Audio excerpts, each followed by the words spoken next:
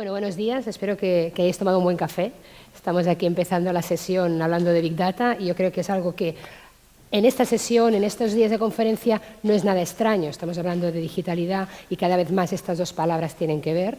Yo vengo del mundo del Big Data, estamos ayudando a las compañías a utilizar sus datos como un activo estratégico y lo que quiero transmitiros hoy es cómo vemos esta, diríamos, convergencia entre lo que Big Data ha desarrollado y lo que e-commerce necesita, ¿no? Para recordar algunos conceptos, supongo que esto ya es algo que es familiar para vosotros, Big Data básicamente lo que ha supuesto es un cambio de paradigma en la capacidad de digamos, recolectar, procesar, analizar la información de manera masiva.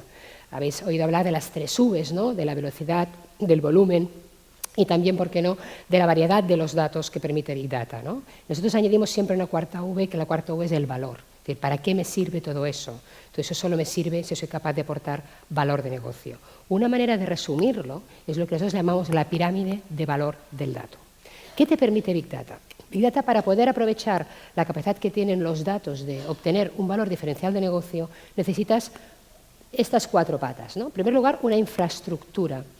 Lo que ha permitido Big Data es que por primera vez tenemos acceso a una cantidad muy importante de capacidades tecnológicas de procesamiento que no necesitan una inversión tecnológica importante.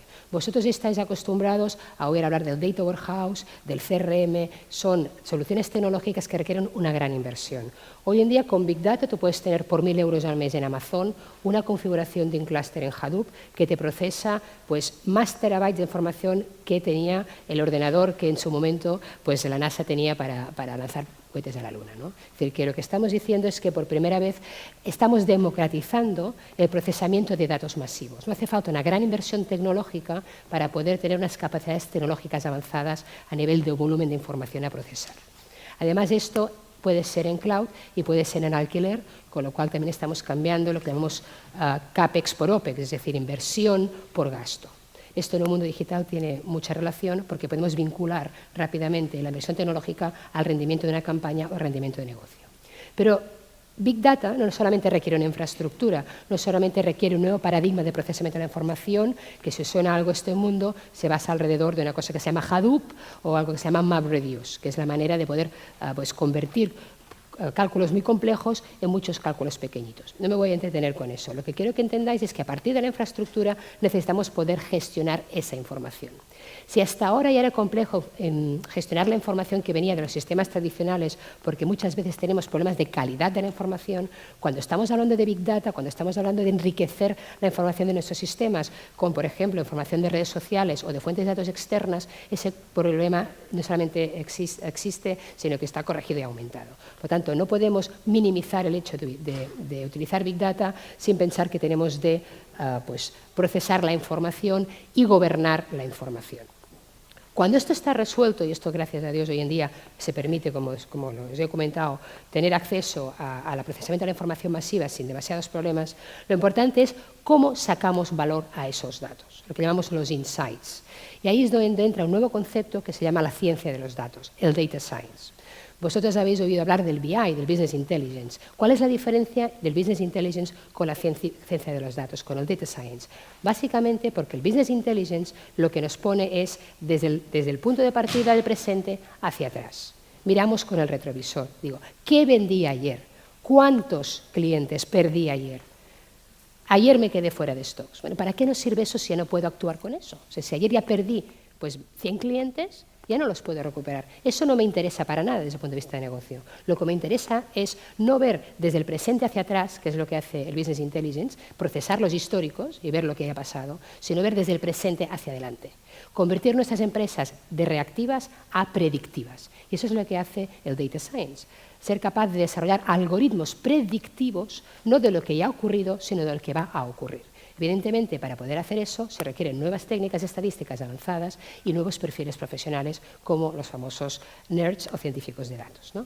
Pero a partir de ahí, que es todo un poco la parte de lo que nosotros hacemos, por ejemplo, para nuestros clientes, hay otra cosa muchísimo más importante. Bueno, ¿y esto es para qué? Hablábamos de las 3 Vs y nosotros añadimos una cuarta, que es la V de valor. ¿Dónde está el valor de Big Data? ¿En qué nos va a ayudar a nivel de negocio? Y Big Data realmente aporta 3 grandes cosas a nivel de valor de negocio. La primera es ayudarnos a identificar nuevas fuentes de ingresos. La segunda es mejorar la eficiencia operativa. Y la tercera es prevenir riesgos y fraude. Y todo esto es lo que os voy a contar y cómo enlaza eso con e-commerce, ¿de acuerdo? Arriba de todo, por lo tanto, de la pirámide de valor del dato está la monetización del dato. Cómo el dato se convierte en algo tremendamente clave para optimizar nuestro negocio. Es realmente nuestro activo a preservar. Si los datos están mal, es como si ayer estaba Martín Berasategui haciendo una masterclass, ¿no? Imagínate todo el trabajo de elaboración de Martín Berasategui con una materia prima defectuosa. Si el dato está mal, por mucho que yo haga procesamiento de datos, los mejores informes del mundo, el mejor datamar del mundo, el análisis comercial, ese dato no va a llevarme a tomar decisiones erróneas, ¿no? Es como digo, nos hemos pasado toda la vida haciendo unos grandes sistemas de infraestructura tecnológicas y de software, como si hubiera una gran red de tuberías para que yo abra el grifo y me salga el agua caliente, pero nadie se preocupa si el agua era potable. Lo que estamos hablando ahora es que el dato es el agua potable. Por lo tanto, me es igual las tuberías que tenga, los sistemas que tenga. Si el dato está mal, todo lo que haga después puede ser que esté mal, ¿vale? Por lo tanto, toda esta visión de Big Data que os he contado, ¿cómo puede ayudar a e-commerce? Básicamente, el e-commerce es un proceso complejo, porque es un proceso que requiere la interacción de muchos players y que, por lo tanto, necesita manejar muchísimos tipos de datos. Esperamos que el cliente navegue, pero no solamente tiene de navegar, sino luego nos tiene de visitar, tiene de convertir esas visitas en clics, ese clic lo tiene de convertir en compra y luego además queremos que repita y que lo fidelicemos. Y este proceso no es nada intuitivo, no es nada fácil. En la medida que seamos capaces de hacer más eficiente este proceso, vamos a ser mejores en nuestro e-commerce. Pero para poder hacer eso, tenemos de poder concentrar todas las interacciones que tienen que ver con eso. Y no solamente esas interacciones directas, sino todo lo que hay detrás. Y eso es lo que nos permite Big Data. Básicamente, Big Data nos permite tres grandes cosas. Nos ayuda en tres grandes áreas. Primero, en mejorar las búsquedas. ¿Por qué? Porque podemos tener no solamente los clics de navegación, sino sobre todo las cookies, sobre todo lo que estamos haciendo es tratar los weblogs. Es decir, exactamente la gente dónde navega, por dónde navega, cuáles son sus preferencias, en qué punto hace clic y en qué punto no hace clic. Esto lo sabéis que se utiliza también por el tema de A/B testing, de ir viendo un poco los front pages interactivos con el usuario, pero tremendamente Big Data ha aportado un ámbito muy interesante en el motor de búsquedas de cualquier. Detrás, por ejemplo, de Google, evidentemente hay unos algoritmos predictivos que son la base de Big Data, ¿no? Pero aparte de eso, para mí lo más importante es que Big Data nos va a ayudar a entender los datos del cliente. Como os contaba, los datos están separados en silos. Siempre estamos hablando del omnichannel, ¿no? De la visión 360. ¿Por qué ha sido tan complicado tenerla hasta el día de hoy? Porque los datos estaban cautivos en sistemas paralelos que nadie nunca pensó que se tenían de cruzar entre sí. Si intentamos integrar aplicaciones, que los que llevamos haciendo toda la vida, esto es muy ineficiente, ¿de acuerdo? Y nunca vamos a tener la misma foto de manera simultánea y sincronizada. Lo que te permite Big Data es desacoplar el dato de la aplicación y por primera vez tener en un lugar único todos los datos. Esto es lo que se llama el Data Lake. El famoso Data Lake, el famoso lago de datos, es la base de cualquier estrategia omnichannel. Porque ahora estamos viendo la parte de front del mundo digital, pero no os olvidéis también la del mundo tradicional, la del mundo físico. ¿Cómo mezclamos esos dos datos? Entonces, lo que tenemos que hacer es pensar que el dato debe estar publicado para ser accesible para todos los canales de la organización y eso tenemos de hacerlo en un formato disponible para todos. Eso que llamamos el concepto de Data Lake, de lago de datos, ¿de acuerdo? A partir de ahí, además sabemos que tradicionalmente estos análisis nos han tratado mucho tiempo, no tenemos una reacción a tiempo real, lo que permite Big Data es descubrir estos insights de valor también a tiempo real. ¿De acuerdo? Y por lo tanto, con estas dos partidas podemos optimizar el Customer Journey, ¿no? Es algo que sabemos que es muy importante para el e-commerce. Cómo aprovechamos esa ruta del cliente que ya ha venido a nuestra web, cómo optimizamos, cómo evitamos que abandone el carro de compra, cómo hacemos de que su nivel de conversión sea mayor, ¿no? Veis aquí que esto es un gráfico bastante intuitivo de cómo se puede gestionar un Customer Journey. Una cosa que tenéis que tener en cuenta es que el mundo del Big Data es un mundo de millones y millones de datos. Y por lo tanto, el desarrollo de la industria del Big Data está yendo acompasada del desarrollo de la industria de visualización de datos. Es decir, yo puedo representar 25 puntos en un diagrama de bolas, ¿no?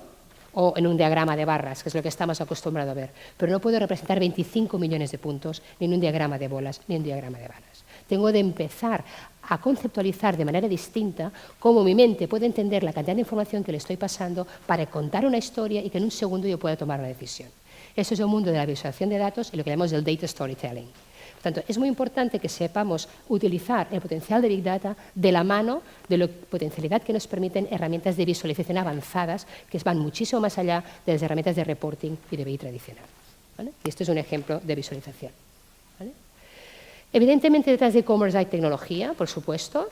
¿Y qué tecnologías, diríamos, tienen más relación con las de Big Data? Os he hablado de Big Data, que es el concepto Hadoop, MapReduce, que para los que no lo conozcáis, os lo resumo un poco a nivel metafórico, ¿no? Me dicen, oye, ¿cómo se cuenta esto del Hadoop MapReduce? ¿Habéis oído hablar, no, de Hadoop? ¿Pues os suena? Lo del elefantito, ¿no? Tú cuando veas un elefante que se llama Hadoop, esto es Big Data. Entonces, es el nombre de la mascota del señor que se inventó el tema Hadoop, ¿vale? Pero detrás hay un algoritmo que se llama MapReduce. El origen de esto fue en el año 2004, cuando en un paper Facebook, Yahoo y Google llegaron a la conclusión de que había demasiada información para procesar en sus sistemas tradicionales y que por mucho que hicieran clústeres y clústeres en todo el mundo, no llegaban. Dice, oye, ¿tú te pasa como a mí, que tienes 2 millones de consultas al segundo y no llegas con tu clúster? Sí, es que tengo 50 millones de usuarios y tampoco llego. ¿Cómo lo hacemos? Entonces, para deciroslo de una manera muy fácil, imagínate que me piden que reparta 1 millón de naipes en un segundo. Coger los naipes, empezaré a repartir, te daré no sé cuántas horas. Luego iré un poco más rápido porque me habré entrenado. Luego haré un poco de pesas, cogeré bastante músculo, lo haré un poco más rápido, ¿no? Pero llegará un momento que por mucho músculo que yo tenga, no podré repartir 1 millón de cartas en un segundo. ¿Cómo lo tengo que hacer? Pues que en lugar que sea yo que reparto 1 millón de cartas en un segundo, sean 1 millón de personas que recarta una carta en un segundo. Un niño puede repartir una carta en un segundo.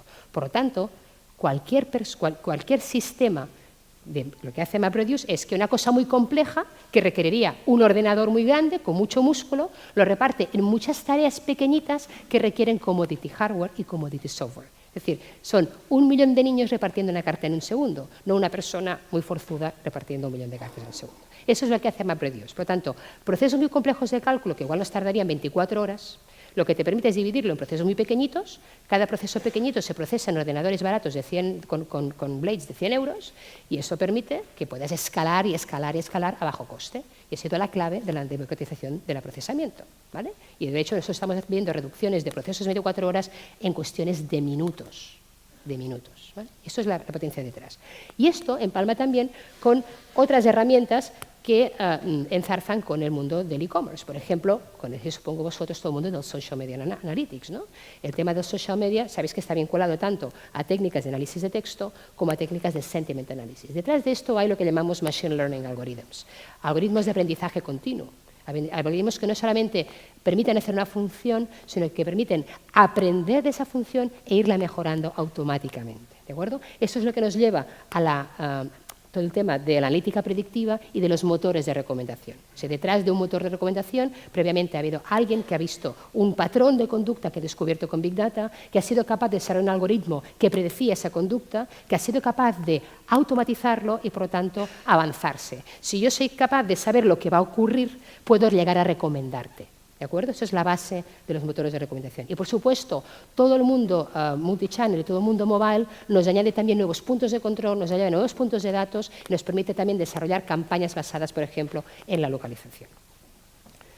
Por lo tanto, realmente, con todo eso que os he contado, el e-commerce ya no puede ser una pata aislada que trata desde un punto de vista tecnológico o los datos, una información separada del resto de las interacciones. Tenemos de cambiar esta visión, es una visión mucho más holística, ¿no? Por lo tanto, en lugar de pensar de navegar, visitar, convertir y comprar, igual tenemos que empezar a ver, analizar, segmentar, ir al objetivo y optimizar. Ese sería el nuevo ciclo virtuoso de la suma entre Big Data y e-commerce. El cómo yo soy capaz de analizar mejor, segmentar mejor, llegar a mi target y optimizarlo en continuo. ¿Vale? ¿Cómo lo hacemos? ¿Cuál es el output de eso? 4 grandes outputs aquí. Bueno, 5. Primero, la personalización. Nosotros trabajamos mucho para distintas entidades de todos los sectores, por ejemplo, entidades financieras, ¿no? Una entidad financiera, por ejemplo, tiene 400 atributos de cada uno de nosotros, ¿no? Tú tienes una cuenta, sabe tu nombre, tu apellido, dónde vives, el saldo medio de tu cuenta, número de tarjetas. Bueno, si tú coges su modelo informacional, tiene unas 400 variables, ¿vale? ¿Vosotros tenéis cuenta de PayPal? ¿Cuántos tienen cuenta de PayPal? Vale. Si vuestro banco tiene 400 datos sobre vosotros, ¿cuántos pensáis que tiene PayPal de vosotros? ¿Más, menos? ¿Quién piensa que tiene más? ¿Más? ¿Alguien piensa que tiene menos? ¿Más qué significa? ¿2 veces más? ¿5 veces más? ¿10 veces más? ¿Qué pensáis? ¿1000 veces más? ¿1000 veces más? ¿Quién está por 1000 veces más? ¿Quién está por 10 veces más? Bueno, a ver, si un banco tiene 400 atributos de nosotros, PayPal tiene 2 millones. O sea que lo del 1000 veces más iba por ahí. ¿Cómo puede tener 1000 millones de datos de nosotros? ¿Cómo puede tener 1000 millones de datos? Se le va una cuenta corriente, un número de cuenta corriente y además un email. Pues porque tiene todos los datos del banco y además tiene todos los datos de todas las interacciones que hemos hecho y donde hemos hecho clic y a qué hora hacemos clic, se lo hacíamos a las 10, se lo hacíamos desde el ordenador, se lo hacíamos en esta web y si yo resulta que como hace PayPal, que yo he visto el clúster de clientes de PayPal, que son 120 millones de clientes en todo el mundo, divididos en grupos de 2 millones que coinciden en 2 millones de atributos, yo te puedo asegurar que si tú y yo coincidimos en 2 millones de cosas, lo más probable es que si después de eBay me voy a Amazon, cuando tú te vayas a eBay, dices, oye, ¿no te apetece ir a Amazon? Y eso es lo que está ocurriendo. O sea, la gracia de PayPal es que tiene 2 millones de cosas de nosotros cada día a tiempo real que se van refrescando y con esa información es capaz de segmentar muchísimo mejor cualquier tipo de cliente. Y esa segmentación no solamente se basa en los datos tradicionales, sino se basa también en nuestro comportamiento. Y eso nos dirige a la personalización. Si yo soy capaz de detectar necesidades no cubiertas en subsegmentos, soy capaz de pensar en un offering segmentado. Por tanto, no se trata de decir yo tengo una oferta, la pongo en el mercado y a ver quién viene en mi portal y me la compra. No, se trata de ver qué es lo que espera mi cliente encontrar en mi portal.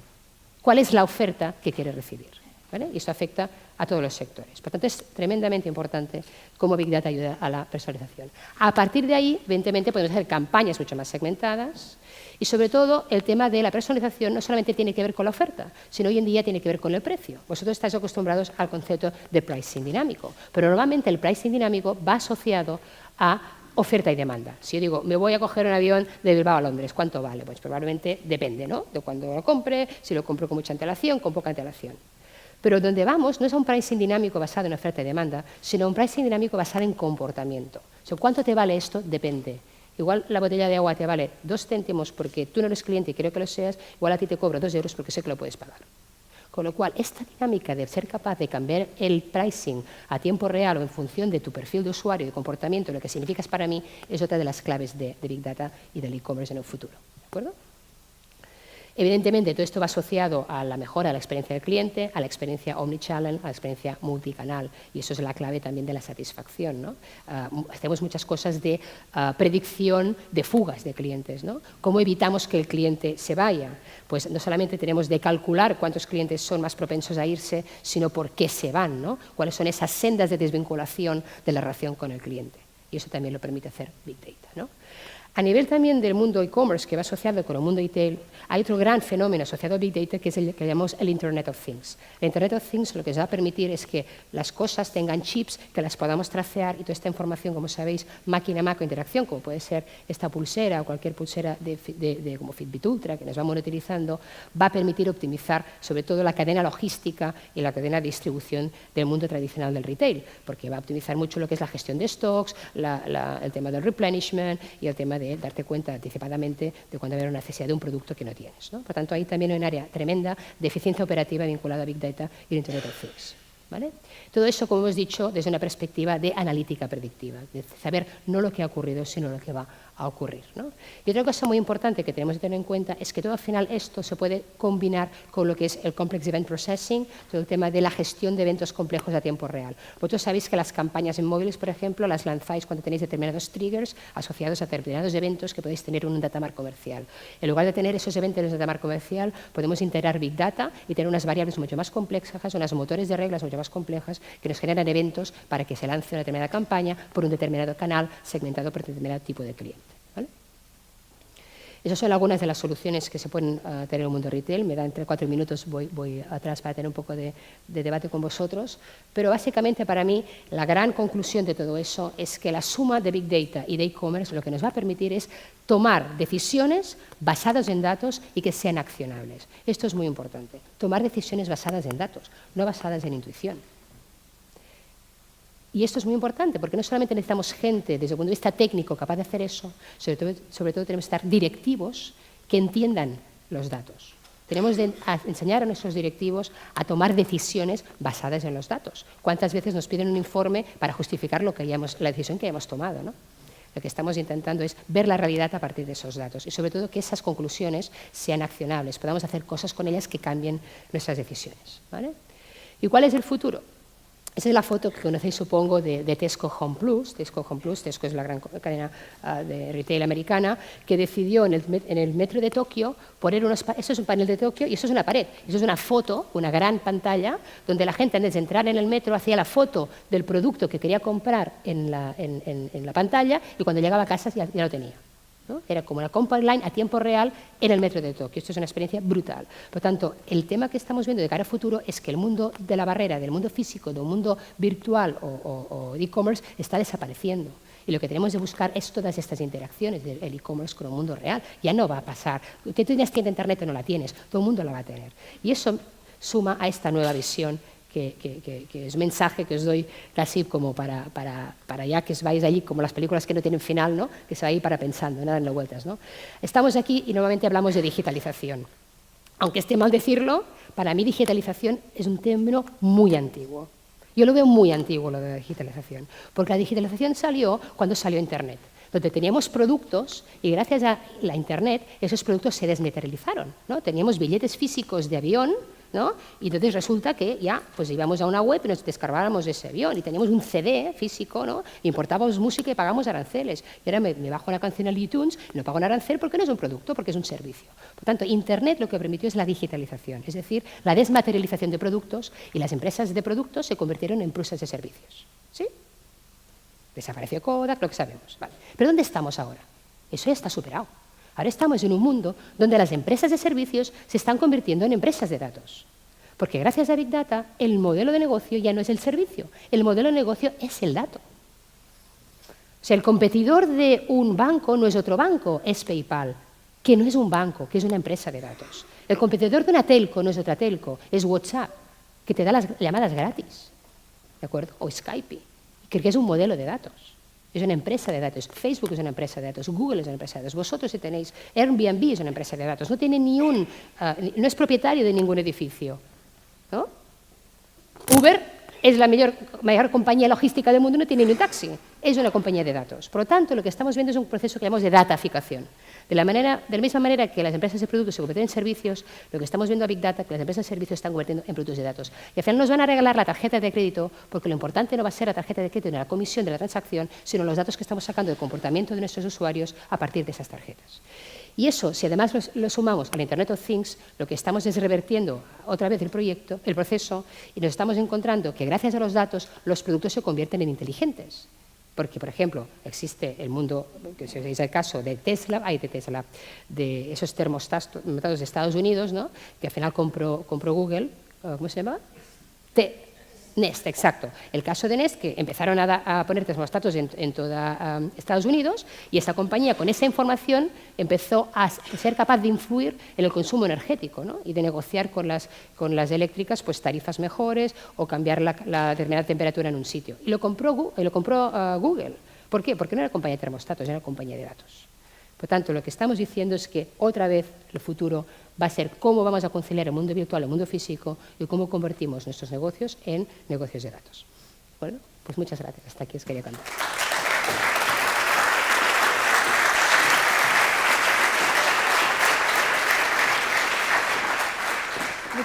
Muchas gracias, Karma. Vamos un poquito apurados de tiempo y tenemos 5 minutos de preguntas, no más. ¿Alguna pregunta? Seguro que tenéis muchas, pero a ver. Venga, animaos. Venga, la primera, por aquí.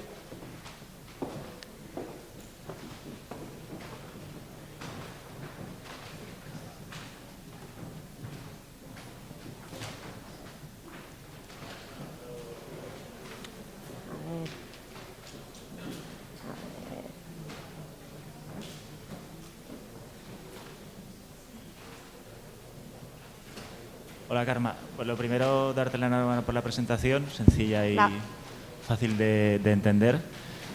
Yo quería preguntarte, has estado hablando de herramientas de visualización, tal, y bueno, siempre está el famoso informe de Gartner. ¿Se me oye así mejor? Ahora mejor. Bueno, lo que decía eso, darte la enhorabuena por la presentación, muy sencilla y fácil de entender. tú hablas de las herramientas de visualización y, bueno, siempre está Gartner con su cuadrante mágico, que parece que sea la Biblia. Desde tu punto de vista como consultora, ¿qué herramienta de visualización soléis utilizar o cuál piensas que es la más adecuada? Hoy en día, en el mundo de la visualización de datos, hay dos mundos, ¿no? Un poco el mundo tradicional de las herramientas de Business Intelligence, que es lo que te decía, que están quedando un poco limitadas por el hecho de que no son capaces de representar la información. Y la información, sobre todo, de las herramientas de BI tradicional, se ha de tratar previamente. Tú has de crear universos, por ejemplo, para Business Objects o para Cognos, ¿no? Cuando lo que el futuro es coger el dato en crudo y ser capaz de visualizarlo. Ahí hay como herramientas open source tremendamente potentes, como son las librerías D3J, herramientas como RShiny, es decir, que hay todo un mundo de herramientas open source que al final son las que te permiten hacer esas visualizaciones más personalizadas. Y luego hay herramientas que están siendo muy populares porque son tremendamente asequibles y permiten hacer muy bien, como herramientas como Tableau, por ejemplo, software, que si alguien la quiere probar puede ir a nuestra web y se puede descargar una licencia gratuita, o herramientas como CartoDB, por ejemplo, que permiten geolocalizar la información. Y la clave aquí que tenéis es que no tengas que tratar la información, sino que te puedes dar los datos masivamente y los puedes reproducir. Pero hoy en día en el mundo Big Data, la gente se va o herramientas tipo Tableau, CartoDB, de lo que se encuentra mejor en el mercado off the shelf, y luego se va a diseños propios programáticos a través de librerías de 3J. Yo te recomiendo una web que se llama datavisualization.ch, es suiza, una web suiza que pone datavisualization con z.ch. Ahí encontraréis básicamente la mejor recopilación de todas las herramientas que hay en este momento de visualización de Big Data open source. Me dicen que una pregunta más. Gracias. Muchas gracias por tu presentación. Me voy a salir un poquito del e-commerce, una pregunta muy simple, pero fuera de e-commerce. ¿Cómo pueden utilizar organizaciones que no tienen clientes que compran, sino clientes a los que atienden, como las humanitarias o las sociales o en el sector de la educación? O sea, ¿cómo podemos sacarle el mayor partido posible a los datos? Bueno, que no sean clientes, quieres decir. Sí, no, o sea, son clientes, pero no son clientes que compran, o sea, no son clientes que clientes a los que se atender. asisten, sí, a los que se les da un producto, pero que ellos no te lo compran, ¿no? Bueno, es igual. A ver, nosotros te digo un poco, el mundo de Big Data tiene que ver con el mundo del conocimiento del cliente. Lo que te permite Big Data es tener una visión muchísimo más agregada y mucho más completa de ese cliente, y tú lo puedes caracterizar, ¿no? Para que lo veamos, porque me acuerdo que hicimos un proyecto de cómo segmentar a unos 40 millones de clientes, ¿no? Y no solamente teníamos la información real de interacción, sino información que podíamos enriquecer, por ejemplo, con redes sociales, con LinkedIn, con Twitter, etcétera, ¿no? Y ahí te va generando un perfil de cliente. Un caso que hicimos fue por Iberia Express. Iberia Express, cuando nació, no tenía clientes, como podéis imaginar, era la low cost de Iberia, no sé si hay alguien de aquí de Iberia Express. Hicimos un proyecto para ellos, es decir, ¿cómo puedo tener clientes? No tengo ninguno, porque Iberia no me los da, no me da ni los clientes que tengo en la tarjeta Iberia Plus. Entonces, lo que hicimos es todo un barrido de clientes potenciales, de los leads, de la gente que navegaba por su web o de la gente que se agregaba a su perfil de Facebook, y a partir de ahí empecemos a agregar la información. Con ese enriquecimiento de información, más cruzar datos de Internet, y fuimos poco a poco mejorando ese perfil de cliente, hasta llegar a unos 700.000 clientes potenciales de los que sabemos prácticamente sus gustos. Y a partir de esa información empezamos a clusterizar. Sacamos 20 clústeres distintos de cliente. Por ejemplo, clientes que coincidían en sus likes en que les gustaba la música clásica, o les gustaba la Fórmula 1, o les gustaba el Candy Crush, ¿no? Entonces, con ese conocimiento de sus gustos podías segmentar, y nos dimos cuenta que había 10.000 clientes potenciales que les gustaba la música clásica y ellos no tenían un vuelo Madrid-Viena. Llegaba la temporada de Salzburg y no tenían ningún vuelo. Dijimos, ¿por qué no montáis un vuelo específico para Salzburg y hacéis una campaña segmentada, no toda vuestra base, sino sencillamente a esos 10.000? Hicieron eso y el rendimiento de esa campaña fue 10 veces el rendimiento de la conversión de una campaña normal. Entonces, eso en cualquier sector te sirve. Tú te sirve Big Data para conocer a tus clientes, sus interacciones, sus gustos y sus preferencias. Y eso es igual que al final signifique que te compra algo físicamente y hay una transacción o no que hay. Pero la base detrás es ser capaz de ver no el trocito que tú ves con la relación con el cliente actual, sino todo lo que hay alrededor. Y eso necesitas enriquecer la información. Dejo aquí. Gracias a vosotros. Estaremos de ella luego, más adelante. Gracias. Muchas gracias. Bueno, buenos días. Espero que hayáis tomado un buen café. Estamos aquí empezando la sesión hablando de Big Data y yo creo que es algo que en esta sesión, en estos días de conferencia, no es nada extraño. Estamos hablando de digitalidad y cada vez más estas dos palabras tienen que ver. Yo vengo del mundo del Big Data, estamos ayudando a las compañías a utilizar sus datos como un activo estratégico y lo que quiero transmitiros hoy es cómo vemos esta, diríamos, convergencia entre lo que Big Data ha desarrollado y lo que e-commerce necesita, ¿no? Para recordar algunos conceptos, supongo que esto ya es algo que es familiar para vosotros, Big Data básicamente lo que ha supuesto es un cambio de paradigma en la capacidad de, digamos, recolectar, procesar, analizar la información de manera masiva. Habéis oído hablar de las 3 Vs, ¿no? De la velocidad, del volumen y también, ¿por qué no?, de la variedad de los datos que permite Big Data, ¿no? Nosotros añadimos siempre información que tenía el ordenador que en su momento pues, la NASA tenía para lanzar cohetes a la Luna, ¿no? Es decir, que lo que estamos diciendo es que por primera vez estamos democratizando el procesamiento de datos masivos. No hace falta una gran inversión tecnológica para poder tener unas capacidades tecnológicas avanzadas a nivel de volumen de información a procesar. Además, esto puede ser en cloud y puede ser en alquiler, con lo cual también estamos cambiando lo que llamamos CAPEX por OPEX, es decir, inversión por gasto. Esto en el mundo digital tiene mucha relación porque podemos vincular rápidamente la inversión tecnológica al rendimiento de una campaña o rendimiento de negocio. Pero Big Data no solamente requiere una infraestructura, no solamente requiere un nuevo paradigma de procesamiento de la información, que si os suena algo este mundo, se basa alrededor de una cosa que se llama Hadoop o algo que se llama MapReduce, que es la manera de poder ver una cuarta V, que la cuarta V es el valor. Es decir, ¿para qué me sirve todo eso? Todo eso solo me sirve si soy capaz de aportar valor de negocio. Una manera de resumirlo es lo que nosotros llamamos la pirámide de valor del dato. ¿Qué te permite Big Data? Big Data, para poder aprovechar la capacidad que tienen los datos de obtener un valor diferencial de negocio, necesitas estas 4 patas, ¿no? En primer lugar, una infraestructura. Lo que ha permitido Big Data es que por primera vez tenemos acceso a una cantidad muy importante de capacidades tecnológicas de procesamiento que no necesitan una inversión tecnológica importante. Vosotros estáis acostumbrados a oír hablar del Data Warehouse, del CRM, son soluciones tecnológicas que requieren una gran inversión.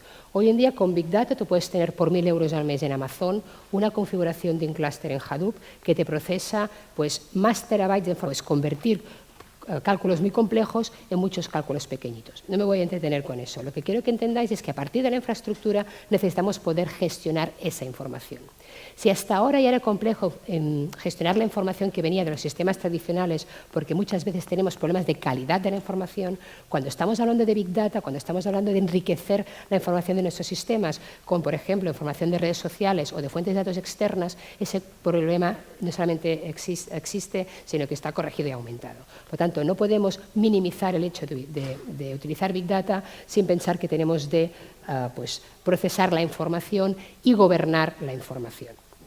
Cuando esto está resuelto, y esto gracias a Dios hoy en día se permite, como os he comentado, tener acceso al procesamiento de la información masiva sin demasiados problemas, lo importante es cómo sacamos valor a esos datos, lo que llamamos los insights. Y ahí es donde entra un nuevo concepto que se llama la ciencia de los datos, el data science. Vosotros habéis oído hablar del BI, del Business Intelligence. ¿Cuál es la diferencia del Business Intelligence con la ciencia de los datos, con el Data Science? Básicamente porque el Business Intelligence lo que nos pone es desde el punto de partida del presente hacia atrás. Miramos con el retrovisor. Digo, ¿qué vendí ayer? ¿Cuántos clientes perdí ayer? Ayer me quedé fuera de stocks. Bueno, ¿para qué nos sirve eso si no puedo actuar con eso? O sea, si ayer ya perdí pues, 100 clientes, ya no los puedo recuperar. Eso no me interesa para nada desde el punto de vista de negocio. Lo que me interesa es no ver desde el presente hacia atrás, que es lo que hace el Business Intelligence, procesar los históricos y ver lo que ha pasado, sino ver desde el presente hacia adelante.